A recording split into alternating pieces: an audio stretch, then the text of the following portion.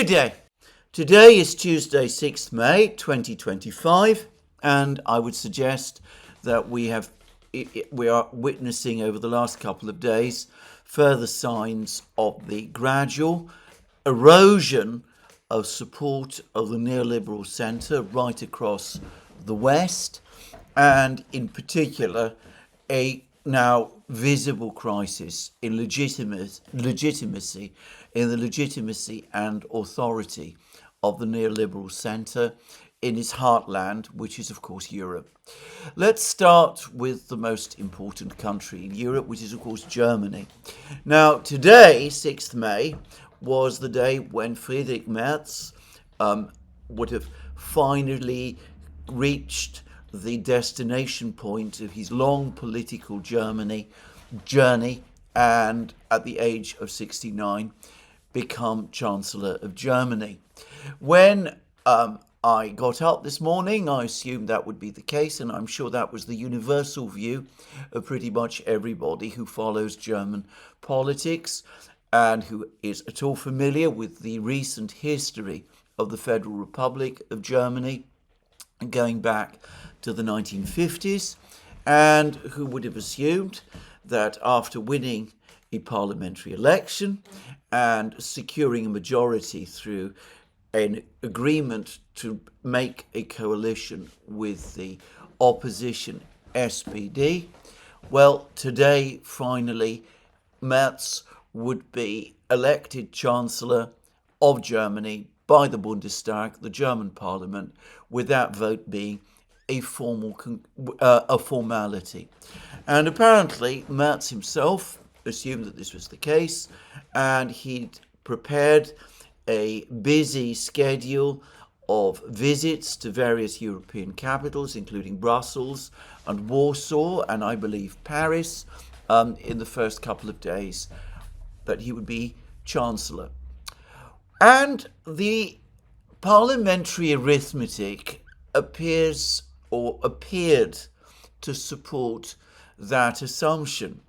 The new coalition, the agreed coalition of the CDU, the CSU and the SPD, the so-called Grand Coalition, has 328 seats in the Bundestag, as opposed to 302 seats held by the various opposition parties.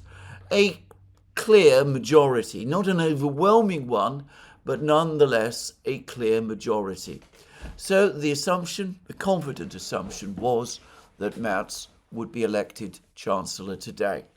Now the voting happened by secret ballot, but there was no reason to think this morning that Merz would not sail through.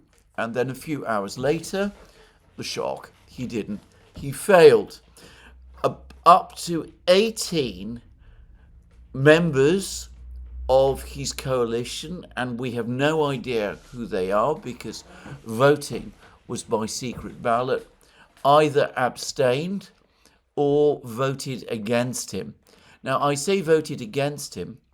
The vote not to elect Merz Chancellor came to 307, which must mean that at least 5 members of the coalition parties actually decided to vote against Merz and to join the opposition in doing so. Altogether, I understand that around 18 members of parliament belonging to the coalition parties either abstained or voted with the opposition to block Merz. The result is that for the first time in the history of the German Federal Republic, the Bundesrepublik, the man who it looked like would be Chancellor in the morning was not yet Chancellor by the afternoon. Well, there has been an enormous amount of hand-wringing, a lot of discussion. Merz himself looked furious and at the same time shocked. And, I saw him. Apparently he walked out of the Parliament chamber, but I didn't see that. But I've seen him, what he looks like, and he seems to be in discussions with leading figures within his party. And there were, as of the time of making of this program, discussions about whether to hold a second vote to confirm Merz Chancellor this afternoon, or to wait until tomorrow, or to wait still longer to try to work out who it was who was either abstaining or voting against Merz in order perhaps to win them round.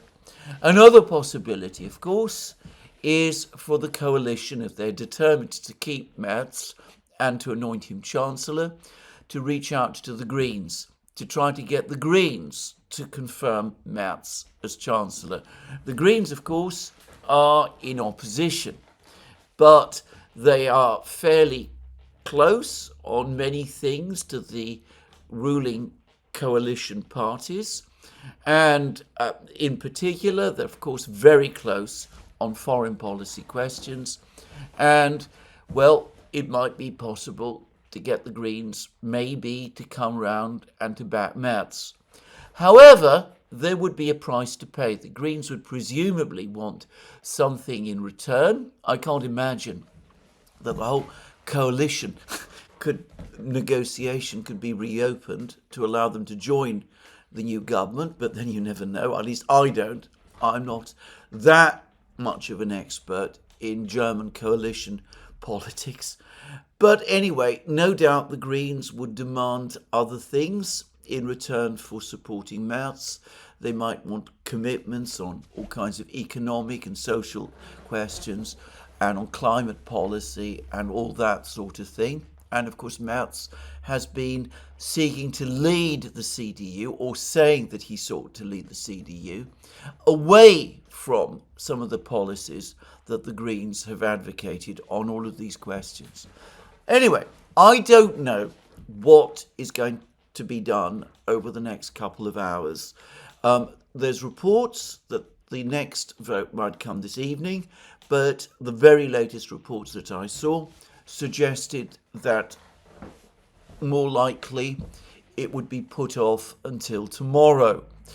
And then, of course, the question is, what if Merz loses again tomorrow? Well, it seems that on the third attempt, if Merz gets more votes than any other candidate, and as far as I know, he is the only candidate, then he becomes Chancellor on a third vote, even if he fails to get an absolute majority, which is, of course, what he failed to get in the vote today. But I have to say that if we get to that point, if we get to a situation where Merz has failed twice, where he's not able to get all of the members of his coalition to vote for him, to appoint him Chancellor, then I wonder whether there won't be some people in the CDU and the CSU who will start to say to themselves, well, really, do we want Merz as Chancellor at all in that case? Is it really a good idea to vote as Chancellor someone who can't get a majority of the votes in the Bundestag?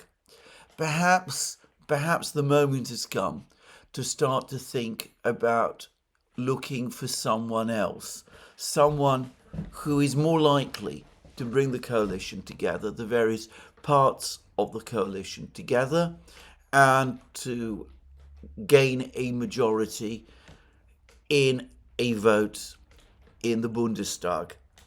Anyway, all of this is all very interesting and very, procedurally complicated, and I am not an expert on German parliamentary procedure and parliamentary politics, not by a long, long way, and I don't expect that I will ever be. I find all this kind of thing incredibly tedious, if I have to say. But there is a larger question here as to why is all of this happening at all? Why is the man who won a parliamentary election just a few weeks ago finding it so difficult to become Chancellor, to be elected by the Bundestag Chancellor, leaving, by the way, the hapless and discredited Olaf Scholz still in that job as at the time of making of this programme? Well, I'm going to say some few things, first of all, about Friedrich Merz, which is that the more I see of him, the more he looks to me to be a German version of the British Prime Minister, Sir Keir Starmer.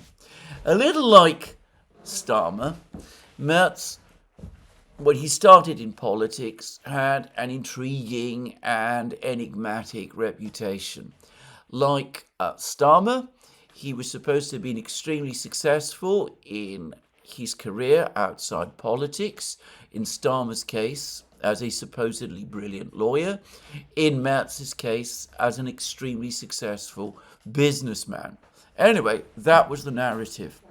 And it was also assumed that, like Starmer, he would be tough and strong and a reliable pair of hands and somebody who knew how to get things done and who would be effective at doing those things.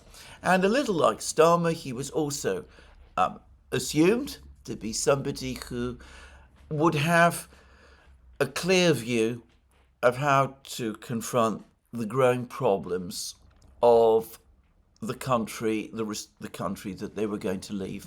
In Starmer's case, Britain. In Germany's case, Merz. And in Merz's case, there was a particular aspect to his career which made him appear from a distance, well, I won't say more impressive, but at least more interesting. It was known, for example, that he and Angela Merkel, one of the most sinister figures, in my opinion, in modern European politics, didn't get on. The result was that he wasn't able to rise in in the CDU, while Merkel was the leader of the CDU. That made him appear interesting. And some people, and I'm not going to deny this, some people like myself, wondered whether he might indeed be what the British sometimes call the prince across the water, the man who perhaps would break with Merkel's immobilism and stagnation, the man who might restore some of the energy and dynamism and sense of direction into German politics, and perhaps more practically, the man who might reconnect the CDU with its increasingly disaffected electoral base. Well, as with Keir Starmer, the more we saw of Merz, the less impressive he looked. In fact, I would go further, and I would say that not only did Merz look increasingly unimpressive, but like Starmer, it's difficult to avoid the conclusion that we are talking about a man who is, in political terms, an absolute zero, a nothing at all. Now, I say that he does, incidentally, share something else with Keir Starmer. Keir Starmer, when he became Prime Minister, had no experience of ministerial office. He'd never held a prominent elected position other than an MP in the Parliament. He'd never run a government department. He'd never been really central to formulating policies. And Merz is exactly the same. He too has never been a minister, never run a department of the German government. He's no experience of that sort of thing. Like Starmer, his entire experience is in business, or in Starmer's case, law, and it has been outside politics. But individuals can transcend that. Donald Trump, you could say all of that about him also. When he became president, he too had no background in government, in running ministries, departments. He was never a member of the Senate or the House of Representatives. He'd never held elective office or any of those things. And you can call Donald Trump whatever you wish, but no one would deny that he does nonetheless possess very significant political skills. Well, in the case of Starmer and Merz, it's difficult to see that they do. Merz is a much more effective orator than Starmer is, but he also comes across as arrogant and aloof and abrasive, and I understand that he pushes away more people than he attracts. Anyway, that's what I've heard. But the point is that like Starmer, Merz seems to have very little idea of how politics, the practical side of politics works, how to work with people, how to bring them together, how to form really stable coalitions, how to form teams that can actually work together and achieve things in government. And like Starmer, he lacks an overriding vision of what to do. He talks a great deal about going back to the model of Adenauer and Erhard, the model that Germany followed in the 50s and 60s, and which created the German miracle and propelled Germany to the position of Europe's most powerful and most prosperous economy. But one has never really got the sense with Merz that he has a real idea of how to achieve it. So far as I can see, very much like Starmer, his primary interest is on foreign policy. And when I say on foreign policy, in Merz's case, even more than Starmer's, on one particular aspect of foreign policy, and that is the threat from the East. He, after all, did away with the debt brake, something which many people advocated, not as part of some great plan to inject dynamism and energy into the German economy. Whether doing away with the debt brake actually would achieve that is a completely different question. But firstly and mostly, it was all justified as the need to do it in order to conduct some giant, great rearmament program, very much as Keir Starmer in Britain is busy cutting social security spending and benefits in order to finance the rearmament program which he wants to conduct.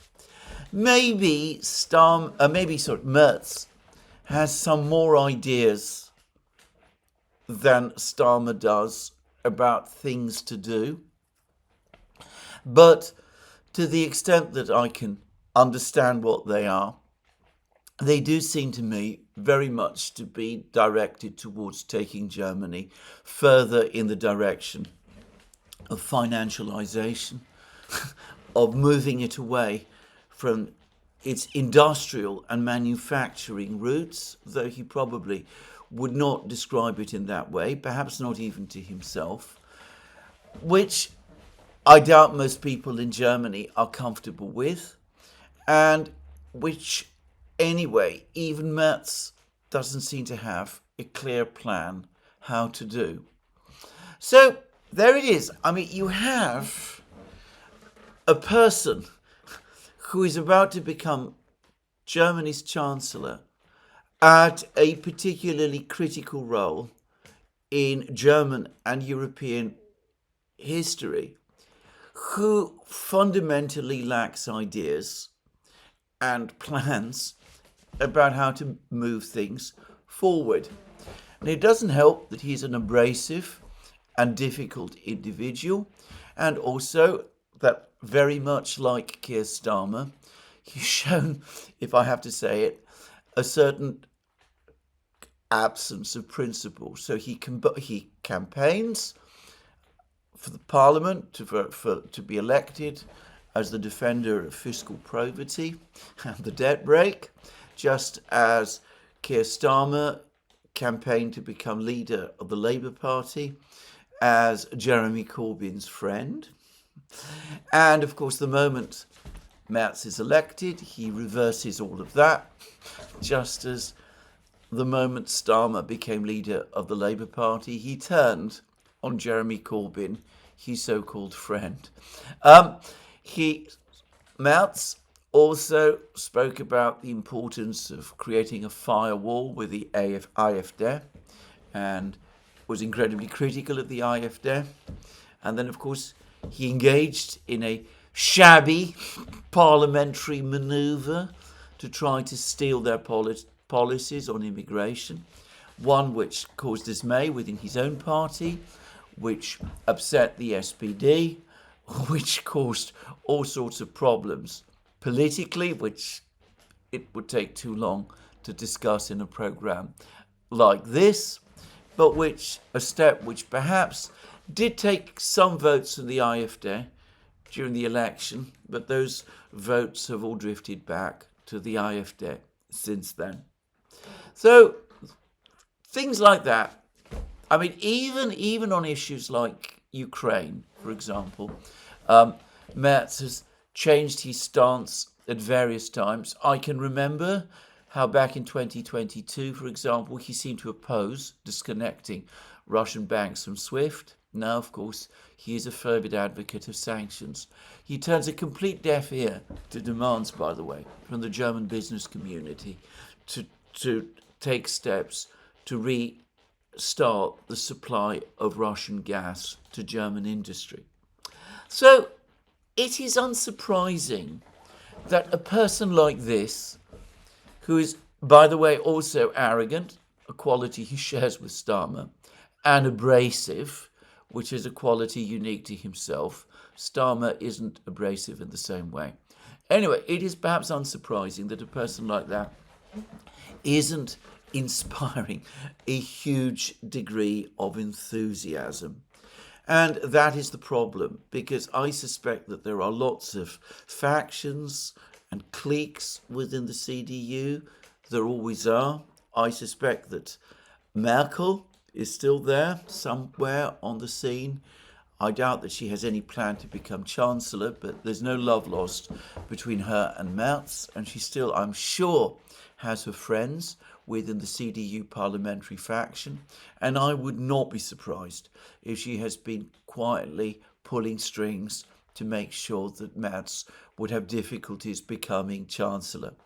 So all kinds of things like that might be happening.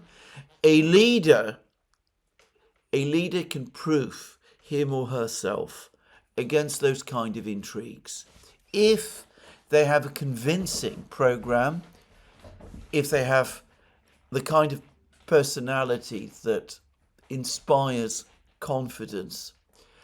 A shallow opportunist, a visionless non-entity does not. And that, I think, is what we have with Friedrich Merz. Now, I'm not going to say waste more time with him. Perhaps more likely than not, given the worries about instability, he will become Chancellor maybe this evening or tomorrow or some day after. But already his electoral support has declined since the election. As far as I can see, most opinion polls now make it clear that the AfD is more popular than the CDU, especially the CDU, which Friedrich Merz leads. And I have to say, if he becomes Chancellor, I fully expect that decline to continue and even to accelerate. Just saying. But anyway, probably the anxiety to avoid an election, another election, in which the AfD is now very well positioned to do extremely well. The anxiety to avoid another election, the need to quell the appearance of weakness and instability, and above all, the lack of any obvious alternative figure ready to take Merz's place from within the CDU and to seize the position of Chancellor and to establish him or herself convincingly in that role. All of that, I suspect, at least in the short term, works in Merz's favour. But I doubt that will change anything for the long term. To say it again, Merz has no real plan for the modern age, to the extent that he has any conception of politics. It appears to be rooted in the Adenauer era, America good, Russia bad, except that, of course, he doesn't like Donald Trump, which makes it all, frankly, very complicated. He and his politics are out of date, and as I said, he's a shallow opportunist anyway. And to be frank, he's not the Chancellor that Germany needs, or at least so it seems to me. Anyway, there we go. That is Germany. And as I said, a deep crisis there, and one which is inevitably going to have an impact across Europe. But of course, it's also, well, if you are a liberal or a centrist, very difficult and very bad in other places. Now, yesterday, we had the first round of the parliamentary, actually on Sunday, we had the first round of the presidential elections in Romania. And, well, in some ways, the story of these elections is extremely unhappy. Being careful in my use of words. J.D. Vance and Marco Rubio have spoken out more strongly about these elections, and perhaps rightly so. I mean, the elections have, in my opinion, descended into outright travesty. When they were held last year, when the first round happened last year, which was according to the correct constitutional timetable, it was absolutely clear that the person who was emerging as the Romanian people's first choice as leader was Călin Georgescu. Now, I'm saying that, I want to make it clear, I'm not suggesting that Georgescu has the support of everybody in Romania, not at all. There are many, many people who disagree with him and who don't like him. But it did seem clear that he had struck a chord amongst many Romanians, which is why he was able to break through and win in the first round. And the opinion polls were suggesting that he was going to win at least a plurality of Romanians in the second round and would be elected president of Romania. Well, that was stopped. The second round was cancelled. A story which, frankly, always looked threadbare and which I don't think anybody any longer takes seriously, that Georgescu won the election because the Russians organized some kind of TikTok campaign on his behalf, was cobbled together to justify cancelling the election, the second round of the election. And then when the election, after many weeks of uncertainty, was finally rescheduled for this month, well, suddenly steps were taken to make sure that Georgescu couldn't stand. All kinds of allegations were made against him. He was arrested in a public way, which I found unnecessary and humiliating. The Electoral Commission refused to allow him to stand in the election. All sorts of claims were made about him, and he was prevented from standing in the election, so that the election has taken place without the political figure who is arguably the most popular political figure today in Romania, the first choice of certainly a plurality of Romanians for their president, being prevented from standing as president. It's important to say that as of today, Georgescu is a person of good character. He has no criminal offences. There are no real evidence of scandals. He has certain opinions which some people might not agree with. But that is the nature of democratic politics. Democratic politics is about people, the sovereign people in a democracy being offered choices between candidates who have different opinions, not a situation where the people are confined to choose are only candidates with certain opinions, but not others. I would have thought that was obvious. Anyway, we now have had the first round of the new elections, and we now see that a candidate, Mr. George Simeon, has now come first with around 41% of the vote, just under 41% of the vote. And he has outpolled expectations. The opinion polls before the election were putting him at around 30%, but he has clearly done an awful lot better. And partly the reason he has done that is that he has run as the candidate who supports Georgescu. He opposed the cancellation of the election in December. He claimed that he was a kindred spirit, an ideological kindred spirit of Georgescu's. He supported Georgescu's candidacy in this election when Georgescu was prevented from standing, when, as I understand it, another candidate close to Georgescu was also prevented from standing. George Simeon stepped in and presented himself to the Romanian people as the man who would follow Georgescu's line, who was Georgescu's ally and friend.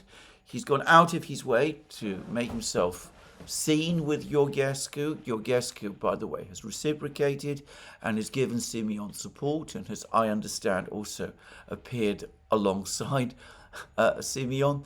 So, in effect, a lot of this vote is a vote for Simeon by people who basically wanted Georgescu. In fact, mostly, I suspect, that is what it was. Now, this is very interesting, and first of all, it tells us a number of things. The first is that Georgescu, as is widely acknowledged, is somebody who appeals to conservative, Orthodox Christian, patriotic, socially conservative sentiments within Romania, sovereigntist sentiments within Romania.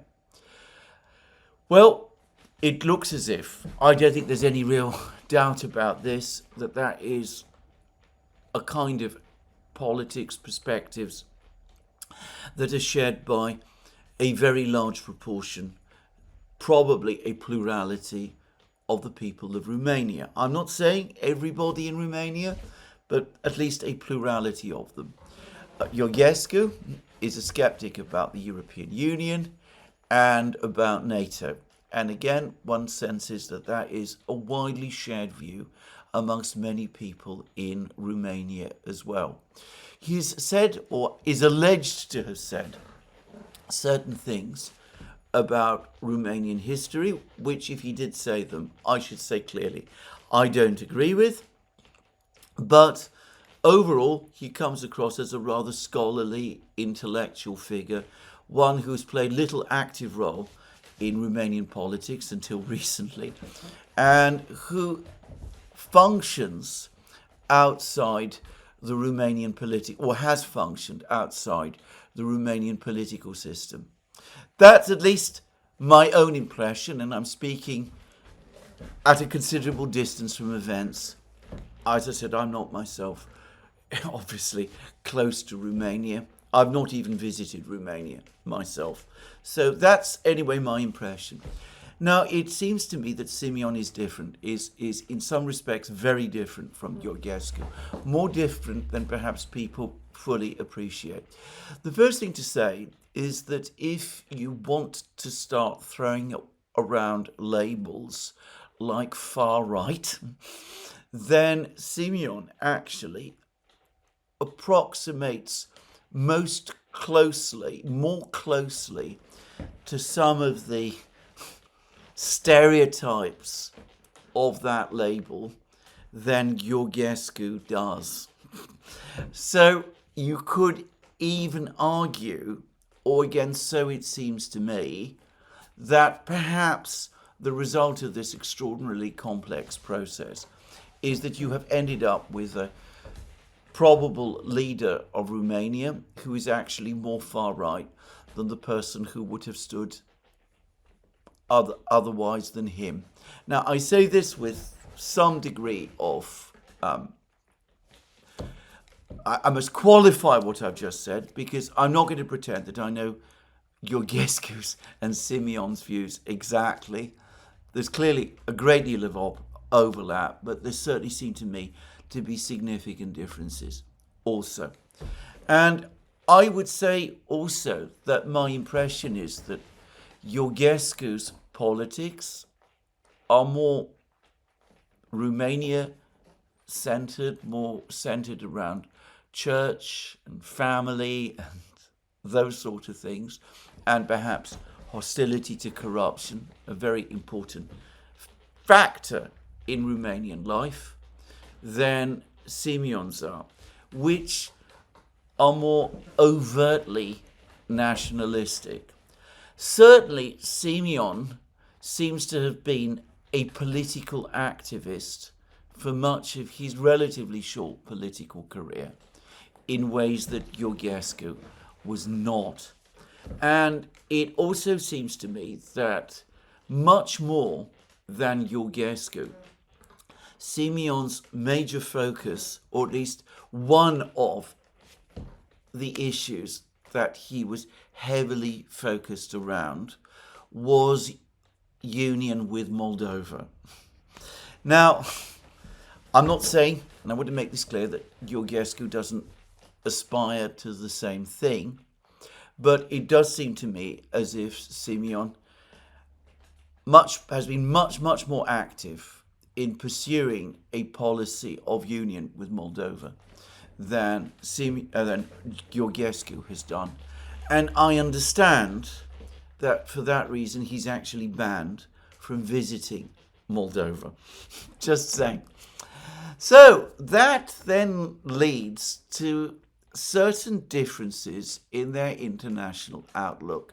And it is these differences, I suspect, which explain why Georgescu has been prevented from standing in this election, whilst Simeon has been able to do so.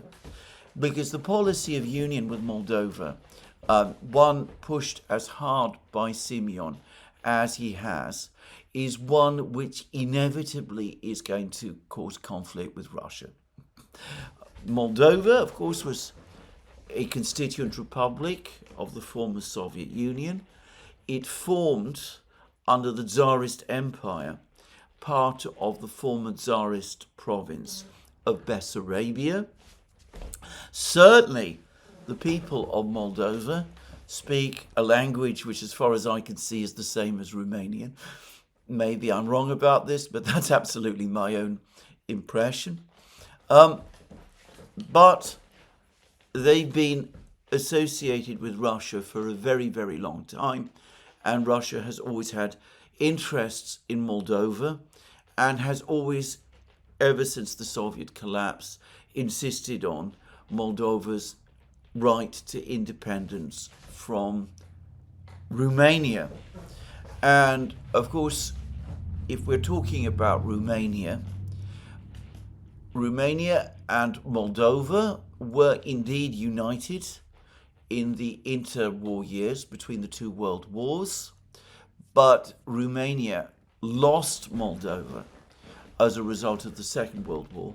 To be precise, the Soviets took over Moldova from Romania, I believe in 1939, just to say.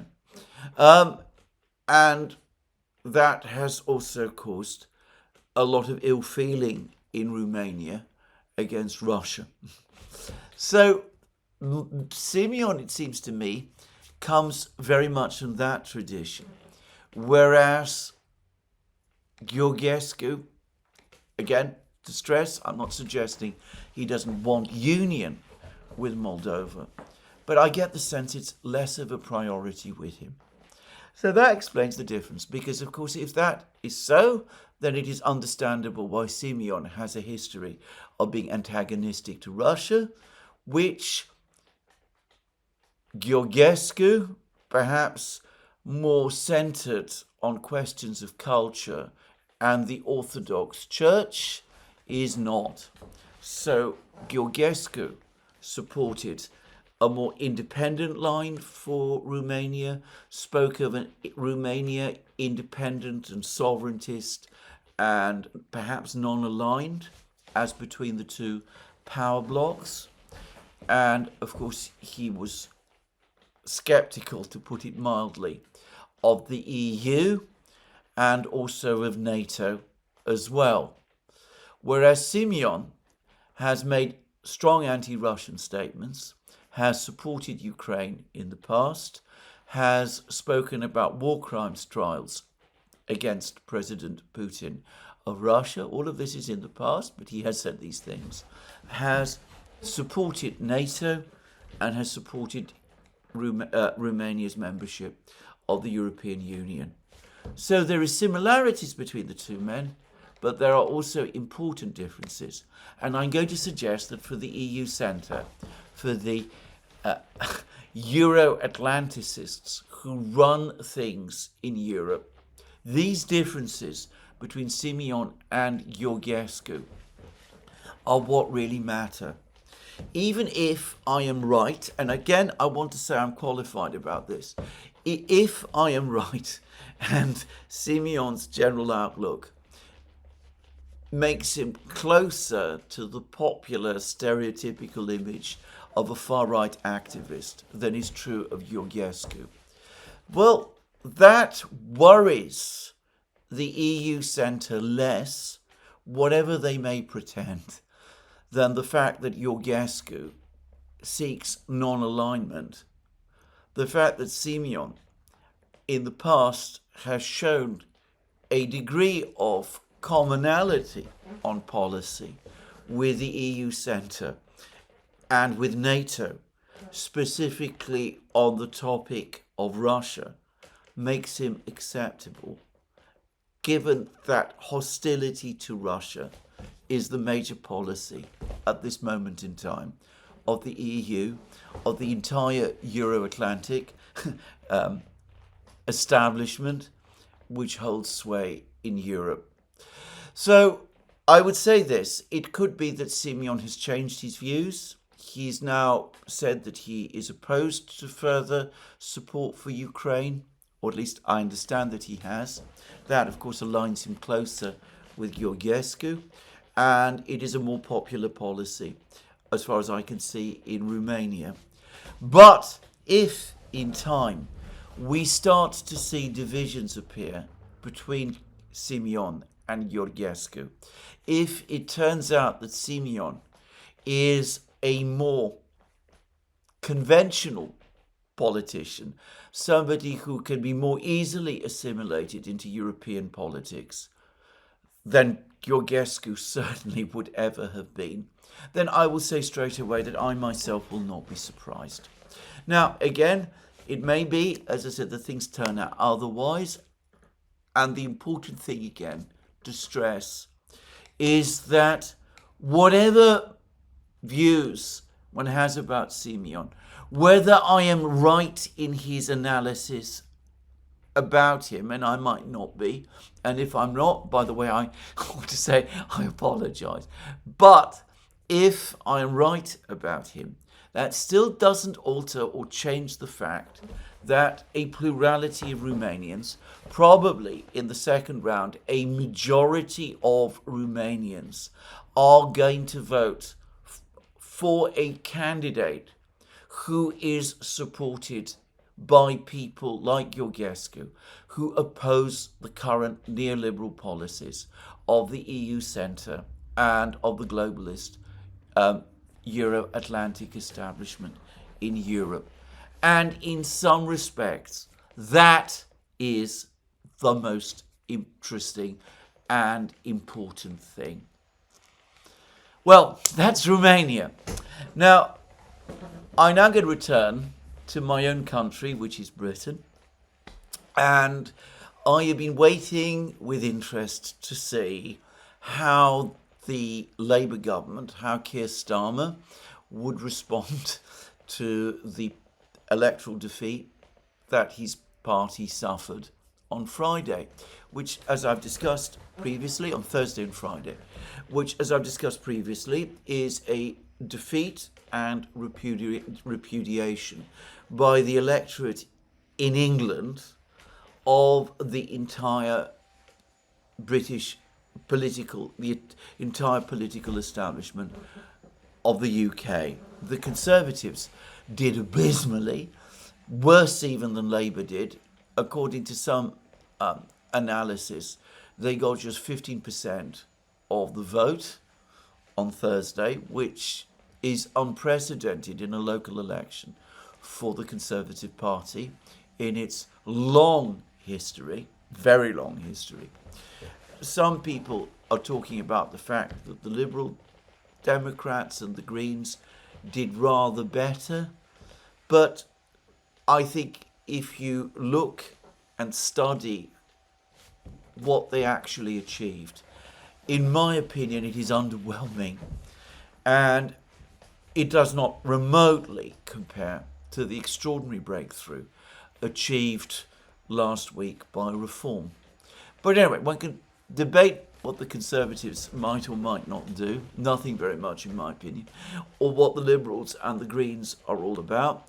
But the key figure remains Starmer and the Labour Party, because after all, they are in government.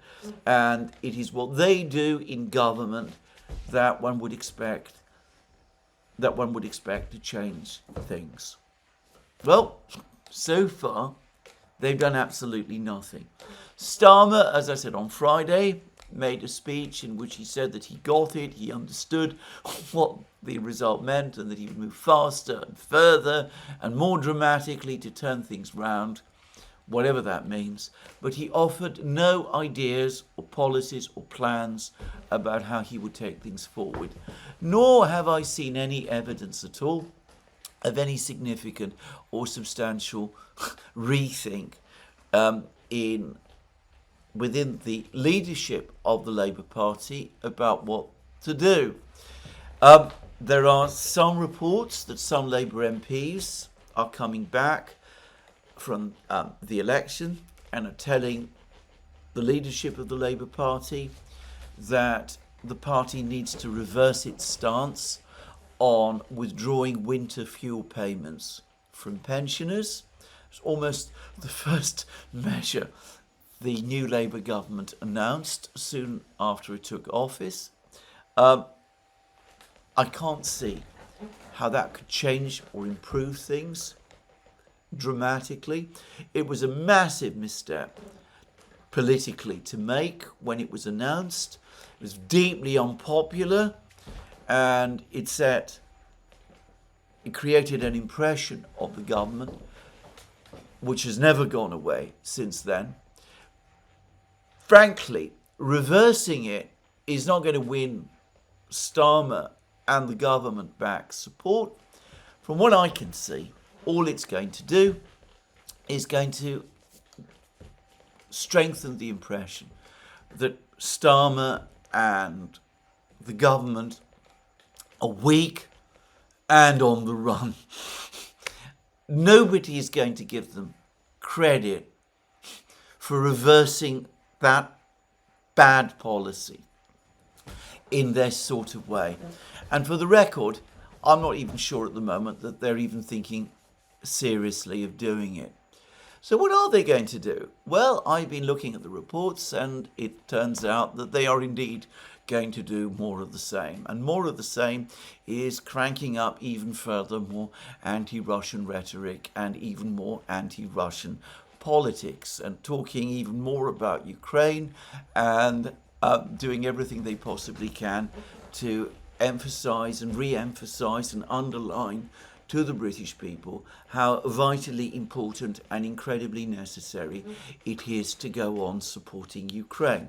So we've had reports that Keir Starmer's Chief of Staff, Morgan McSweeney, is preparing a massive attack on Nigel Farage on the grounds that Nigel Farage is someone who repeats Putin talking points, is an admirer of Russian President Putin, is not somebody who can be relied upon to uphold and defend Britain against the menace that is represented by the Russian colossus in the East. If that sounds familiar, it is because it is. They've already said that about Farage, and it made no difference. It didn't lose Farage any support or any votes, as far as I can see. And for the record, it might even actually make Farage more popular. I think that the political class perhaps overstates the level of anti-Russian and pro-Ukrainian feeling in the country altogether, and I could say more about this. But already you can see the manifestations of this. For example, Reform UK have said that in future, in town halls which they capture, in local governments where they win and form the local government, from now on, we're not going to have flags that are not connected with British symbols, the Union Jack, the flag of St. George, that kind of thing, the flags of the local towns of these local councils. They're not going to have other flags flying over these local councils. And of course, immediately, within hours, there was criticism of this move, because supposedly its purpose is, the purpose of Reform UK in making this announcement is not to fly British flags, but to stop flying Ukrainian ones. This apparently is a criticism that is being made of Farage. And again, it bewilders me why people in the Labour Party think that kind of criticism is going to win the Labour Party votes or take votes away from Farage. But already it has been made.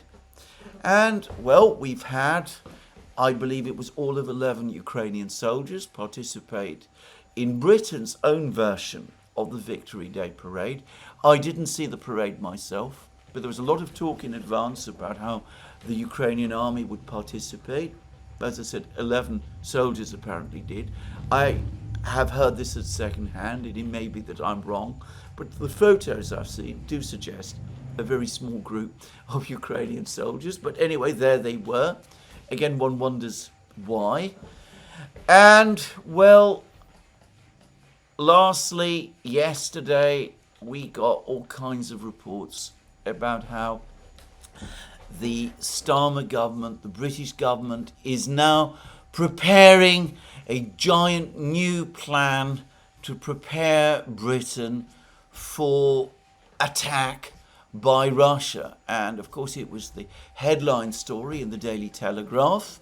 The newspaper, by the way, which Keir Starmer prefers to write for, just saying, and it reads, Starmer prepares for attack by Russia. Officials asked to update 20-year-old contingency plans that would put UK on war footing after Kremlin threats. And then we read all kinds of interesting things about plans to improve bunkers, to prepare, harden up Britain for protection. How, well, I'll read some extracts. A classified dossier will set out how the government would respond to a declaration of war, including bunkers to protect the cabinet and the royal family, public service broadcasts, and the stockpiling of resources. And then we learned this. We learned that Kremlin officials have repeatedly threatened the UK with a direct attack over its support for Ukraine. Now, interestingly and remarkably, that is actually true. I'm not sure threats is the word I would use, but certainly there have been warnings way back a year ago when the idea of missile strikes against pre-2014 Russian territory were first floated by the then British Foreign Minister, David Cameron.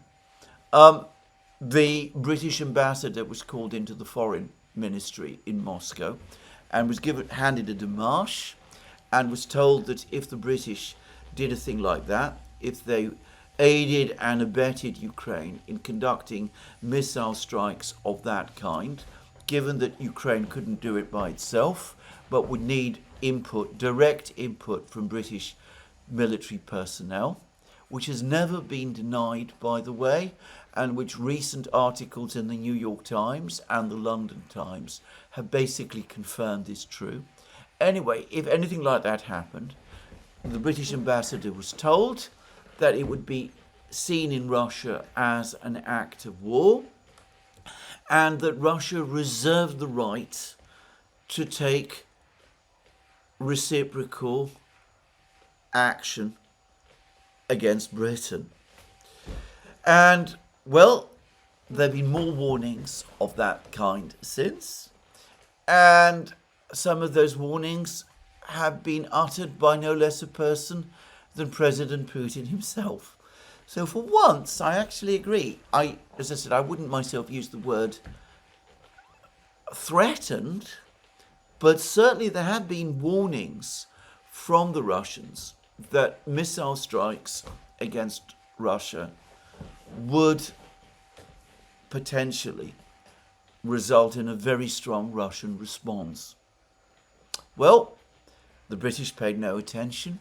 Keir Starmer, after he became Prime Minister, decided to press on with this idea.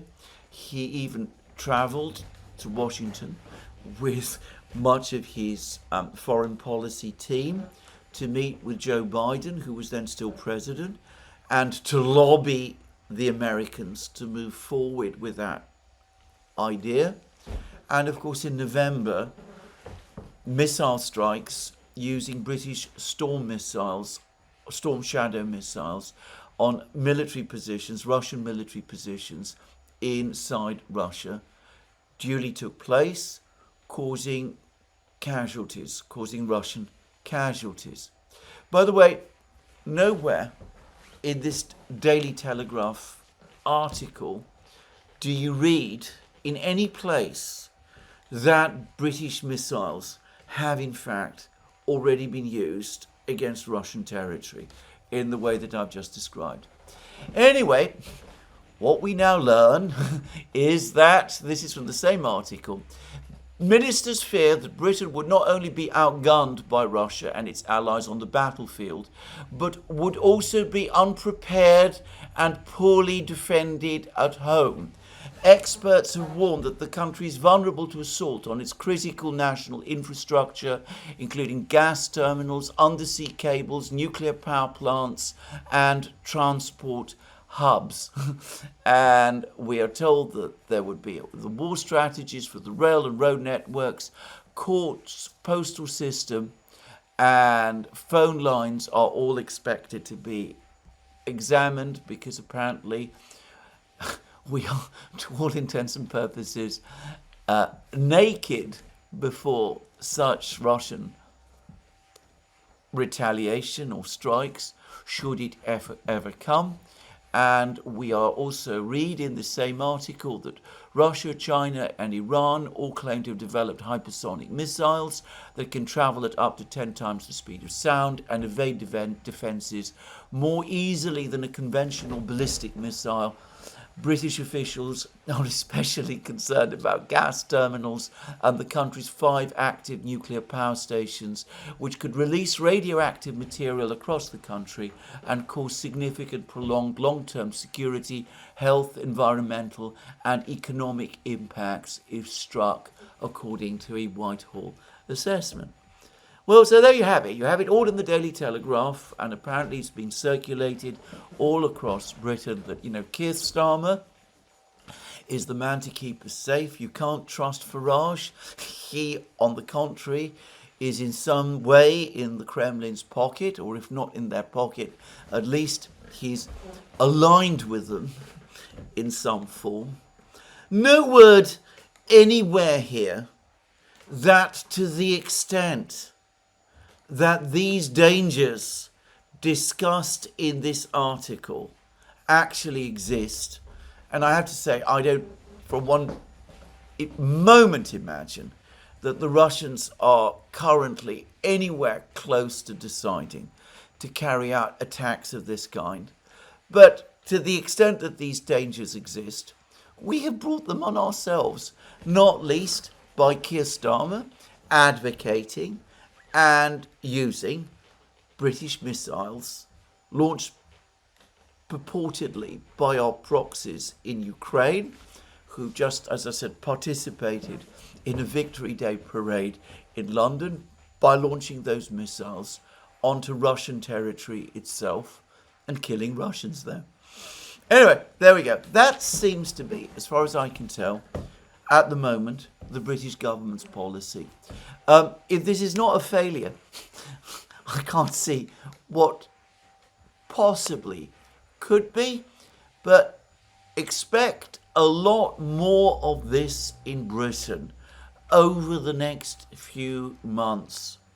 As the economic situation in Britain deteriorates, I can very easily see that this rhetoric about the Russian threat and about the disloyalty that exists within is going to be cranked up by even further volumes, just as, of course, we're likely to see this same rhetoric in Germany also, with, as I discussed in a recent programme, the first steps taken now towards what I'm confident, if events follow their current course, will be the eventual banning of the AfD. Now, I've spoken about three countries, Germany, Romania and Britain. There were elections over the last couple of days in two other countries, in Canada and in Australia. I've already touched on the articles, the elections in Canada, in an earlier programme.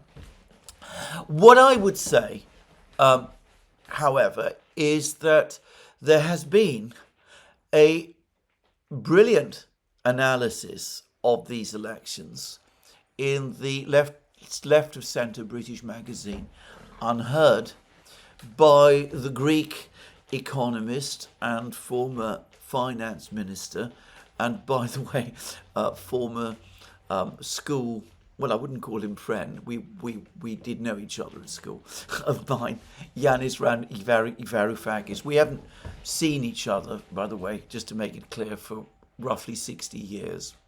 But anyway, I understand. We were once in school together. Anyway, Mr. Varoufakis, who I have always been very critical of what he did as finance minister, but about whose skills and talents as an economist and an economic analyst, I've never had any serious doubts. Anyway, he's now come out and he's written a fascinating article about the decline of the centre across Europe, and which you can find on Unheard, and it makes some very interesting points about the elections in Australia and Canada.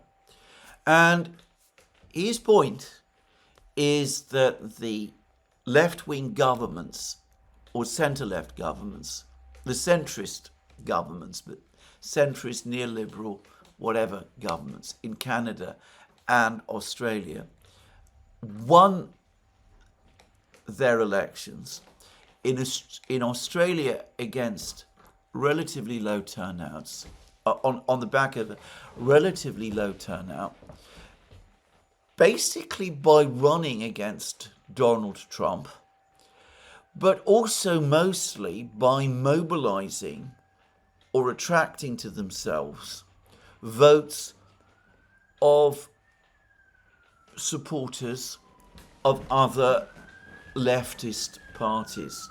So, especially in Australia, there appears to have been some kind of a consolidation of what you might still refer to as the left. But the result has been to weaken those leftist parties and to basically pull them all into the embrace of an Australian Labour Party that is essentially neoliberal and which is itself deeply unpopular. By contrast, it's not really proved possible to dent the support of what Varoufakis refers to as the right populist alternative in both Australia and Canada, which incrementally and step by step is growing. And he makes some very interesting parallels with the rise of the Rassemblement National, Marine Le Pen's party in France. He makes the point that despite apparent electoral setbacks, the politics that she represented has gradually and steadily grown stronger in France. And Varoufakis thinks that the elections in Australia and Canada represent the same. Well, I am inclined to agree, but I'm not going to pretend that I am very familiar with the politics there. I would not be surprised if we do eventually see a right populist breakthrough happen in both of these countries. Anyway, let's go back to Europe. We see a crisis of the establishment right across Europe. Germany, the favoured, the anointed heir of the neoliberal centrist order, Friedrich Merz. Even his own party apparently doesn't like him any more than the electorate does, and it doesn't look as if he's going to get much traction as Chancellor, even if he becomes Chancellor. In Britain, the Starmer government is out of policies and out of ideas. Both in Germany and in Britain, the establishment looks likely to hide behind an unrelenting campaign against Russia, which is now basically the one issue that all of these centrist groupings still feel able to unite around. And in the meantime, they have to follow the logic of that course, not just with this extraordinary policy in Britain of preparing us for this Russian assault against which we have gone out of our way, despite repeated warnings to provoke, and against which it turns out we are ultimately defenseless. But anyway,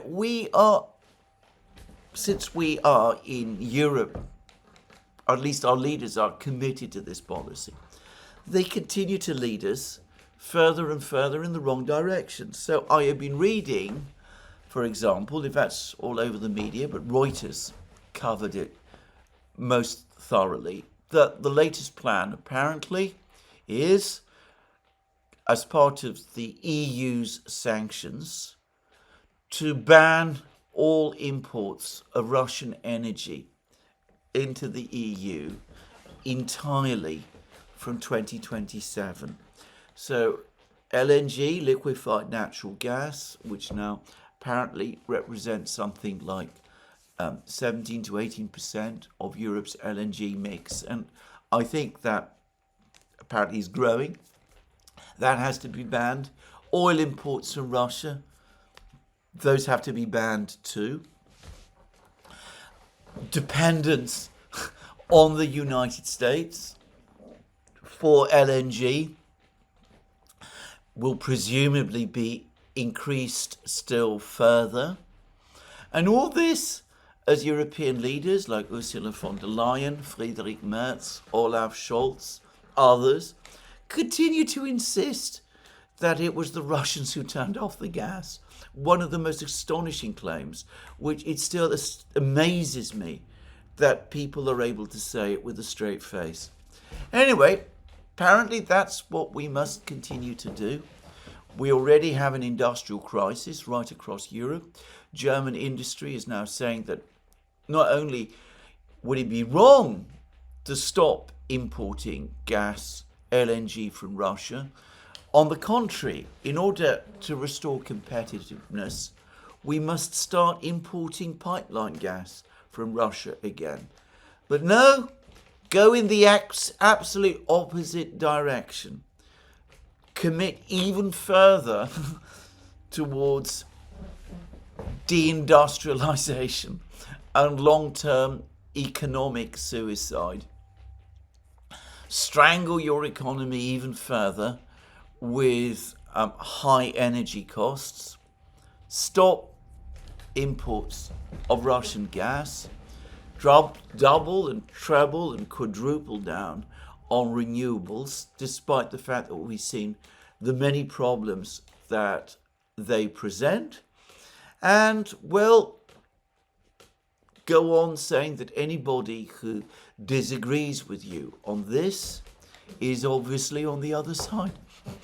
Now, as I said, given that, as I said, this is now the only political message that the European leadership appears to have that retains any traction, I suspect we're going to see much more of this.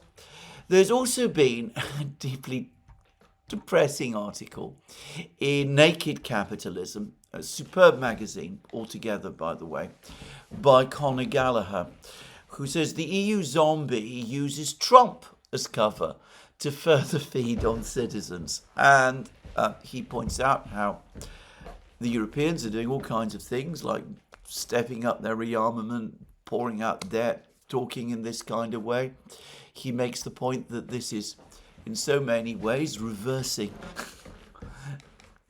much of what is supposed to be in European interests and what European voters want. He says, the US, Donald Trump is as well as Russia now, is the gift that keeps on giving for the Western leadership class.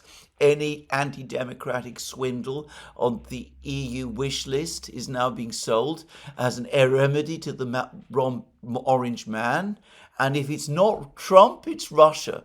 The US is no longer a reliable defense partner, they say. We must give more power to Brussels and send untold billions to weapons companies. The US is no longer a reliable economic partner, they say. We must increase competitiveness by weakening labour and empowering finance, which is pretty much what Merz has been about, to the extent that he's had an economic strategy at all. UK voters may have opted for Brexit, but London and Brussels are defying Trump with a free and open trade declaration that includes negotiations on defence and security, fishing and energy, as well as common understanding of which topics will be covered by intensive Brexit reset negotiations this year.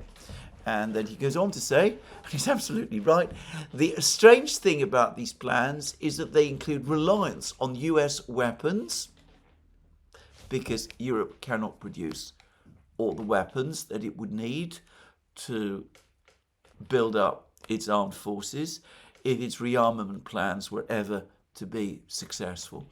Include reliance on US weapons and energy, i.e. LNG, and alignment with US geopolitical and geo-economic goals. So there it is. I mean, you do one thing. You say you're protecting yourself from Russia and from Trump. You talk about the fact that you can't rely on the Americans anymore. So you have to increase defense spending and cut social spending, which both Merz, what Merz is likely to do if he becomes Chancellor, and Starmer has already done. And even as you say that you can't rely on the Americans anymore, which is why you are driven to do all of these things, you actually do things which ultimately only benefit the Americans. You buy more of their LNG, more of their weapons, and you align yourself even more closely with American geopolitical strategies. or at least the American geopolitical strategies that were active until about 3 months ago. It is very strange. It is truly bizarre. Now, one of the other things that Conor Gallagher says, which I didn't know, but about which it turns out he's absolutely right, I've checked it, is that despite the feebleness of Europe as a military bloc, independent of the United States, Europe actually is, as an economic bloc, the second biggest spender on defence. The first, obviously, is the United States. Europe, the EU, is second. China is third. Russia, I think, is well behind. So all of this enormous spending in Europe on defence, what has it actually achieved? What has it actually provided? Well, it's making some people very rich. It's going to continue to make some people very rich. And the only way it can be made to work, even to the smallest degree, is by making some of those people who are going to be very rich, those people who are going to become very rich, or some of them are going to be Americans. Seems most bizarre. Anyway, I would strongly urge people to read this article. I think it is very good, and it puts the finger very well on the current situation. Well, I've talked a lot about Europe in this program, a little bit about Australia and Canada also, but it's difficult to avoid the sense that we are looking at a global West and malaise. There is really little sign of it easing. Political leaders across the West, to the extent that they're making decisions, are making decisions which consistently take them in the wrong direction. That is not true everywhere else in the world. To give an example, China continues on its course. I obviously have been reading all kinds of articles about how the tariffs are going to bring about the collapse of the Chinese economy, usually written by the same people who've been telling us that the Chinese economy is about to collapse and have been doing so for the last 40 years. I'm absolutely serious about that. Anyway, but Xi Jinping is on his way to Moscow with apparently a raft of agreements in his pocket. We've had more economic news from Russia. The overall GDP growth in 2024 has now been revised upwards to 4.3% from 4.1%. I'm going to make a guess that at some point it's going to be revised upwards again. Growth has turned out to be stronger in Russia in the first quarter than many anticipated. Despite the very high interest rates, it came to around 2% over the first quarter. And I noticed that the latest PMI update is actually shows PMI rising.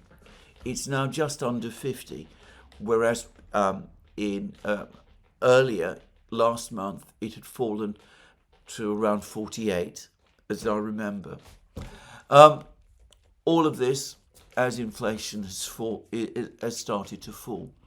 There's been questions asked about the sustainability of Russia's economic growth and budget financing as a result of the fall in oil prices. Russian officials seem completely unfazed by the decline in oil prices, and Peskov has said that no one should expect that to change the situation materially in any way. The Russians, meanwhile, continue to prepare for their huge parade on the 9th of May. Over the last couple of hours, the Ukrainians conducted a huge drone attack on Russia. They've been stepping up their drone attacks ahead of the 9th of May. These drone attacks appear to happen at night. The Russians are saying that the drones are all being shot down and that no significant damage has been done. There's been some disruption at Russian airports, but, well, that's not unexpected and it's not new. For the rest, there's been further news from the battlefronts. The reports speak of further Russian advances, significant Russian advances, more Russian advances in Pokrovsk. It looks like the village of Udachne, near Kotlino, which the Russians captured a section of in the autumn, and then they stopped there. The attacks on Udachne have resumed. Obviously, all of this is preparing what looks like a fist ahead of an attack on Pokrovsk. And there's also been a huge amount of shelling and bombing now of Pokrovsk as well.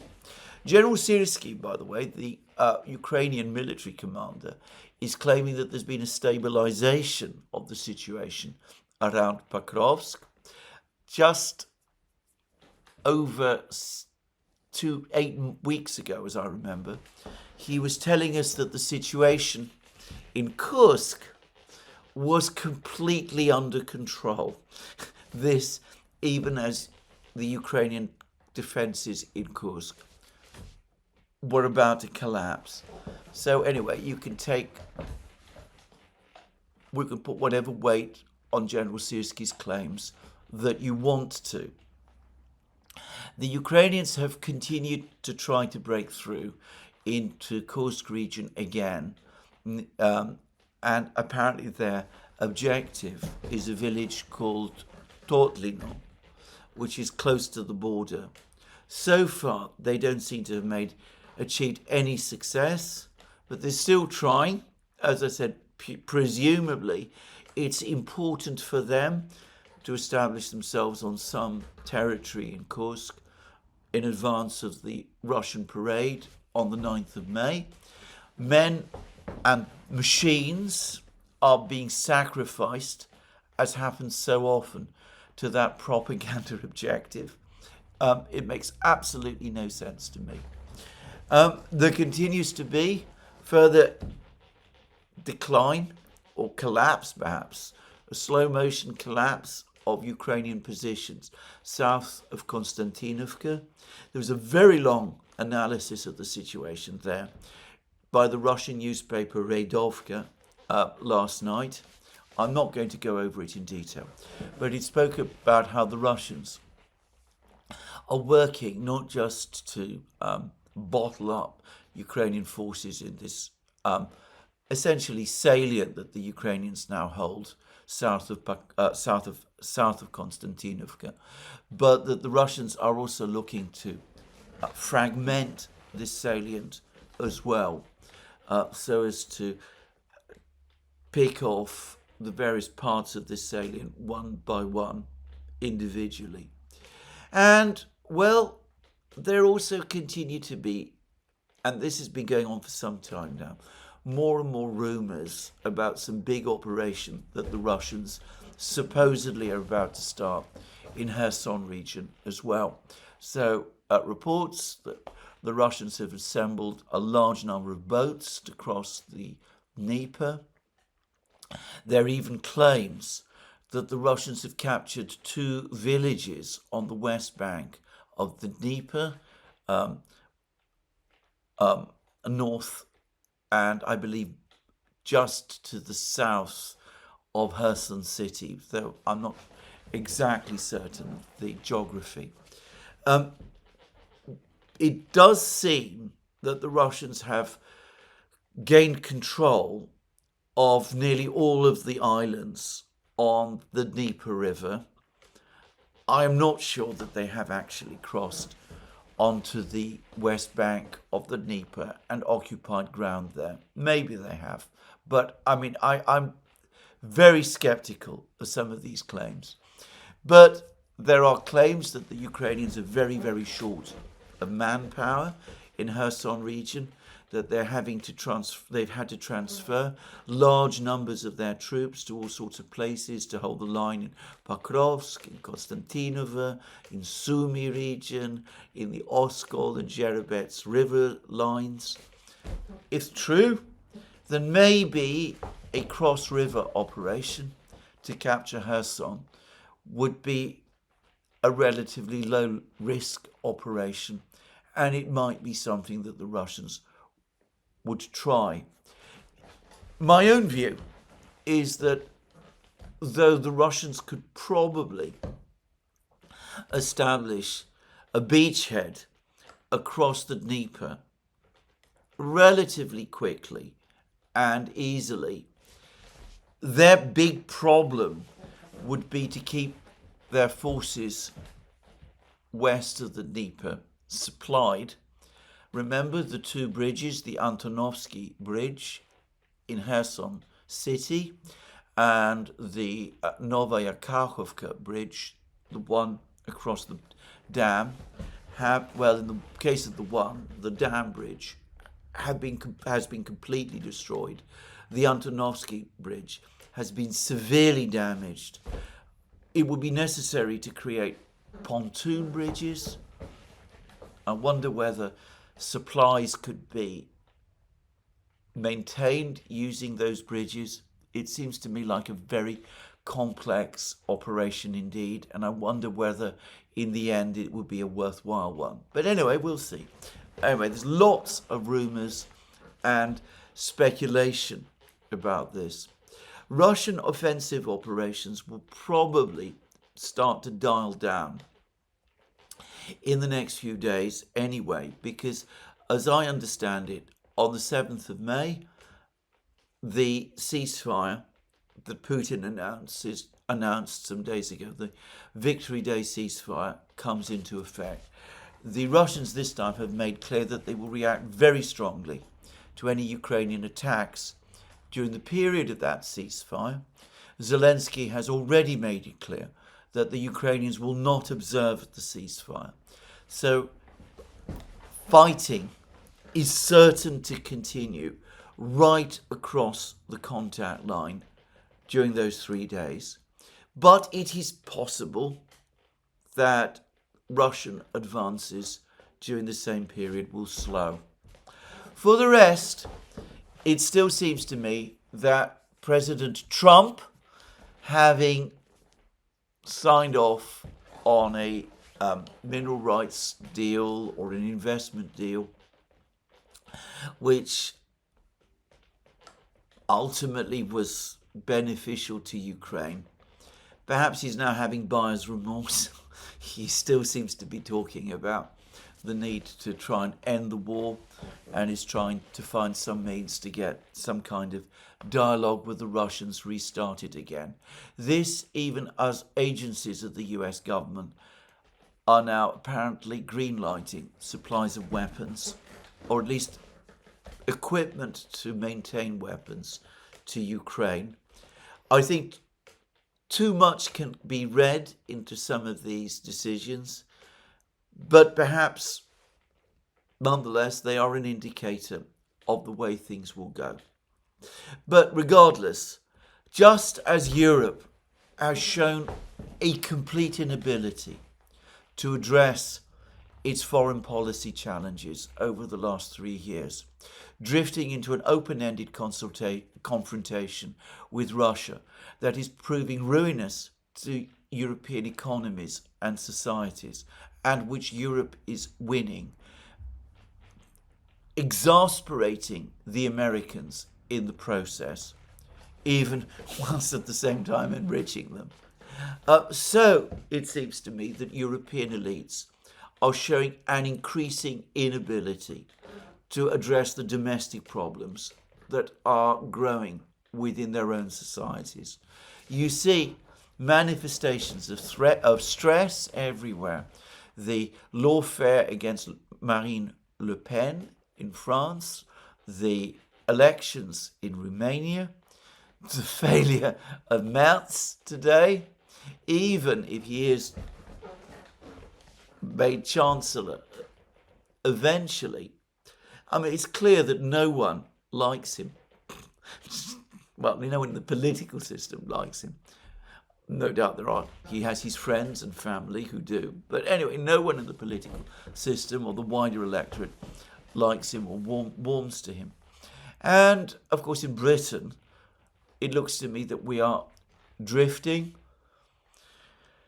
with a government that simply doesn't know what to do, but which continues on the same anti-Russian rhetorical path as always. I've spoken about the disastrous failure of European statesmanship, and, well, that is what we see. Anyway, this is where I finish today's programme.